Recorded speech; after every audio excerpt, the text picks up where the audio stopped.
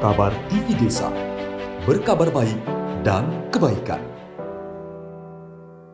Kasus-kasus kekerasan seksual ini apakah cukup dalam prosesnya hanya menggunakan satu undang-undang ini atau kemudian juga menggunakan undang-undang lain seperti KUH pidana umpamanya dan seterusnya, atau cukup dengan undang-undang ini sebenarnya sudah menyelesaikan, artinya cukup kuat untuk kemudian menyelesaikan perkara-perkara ini.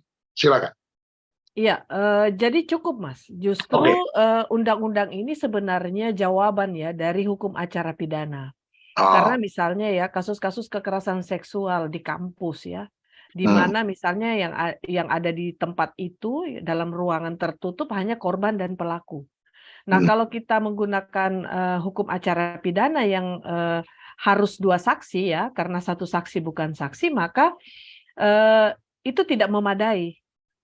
Ini sebenarnya salah satu tantangan ya yang selama ini dihadapi di dalam penanganan kasus-kasus kekerasan seksual. Kalau hukum acara pidana diterapkan, maka kasus-kasus tidak bisa ditangani dengan baik.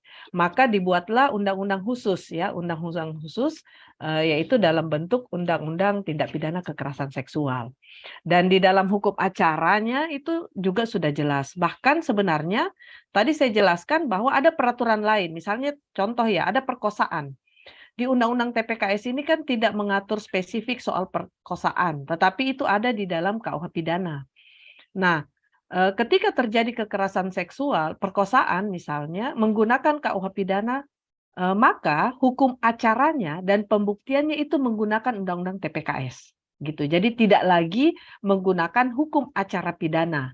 Gitu. Makanya memang di dalam pasal 4 ayat 2 itu juga disebutkan soal bentuk-bentuk kekerasan seksual lain yang diatur di undang-undang lain.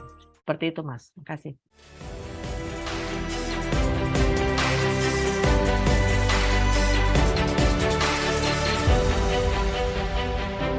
Kabar TV Desa, berkabar baik dan kebaikan.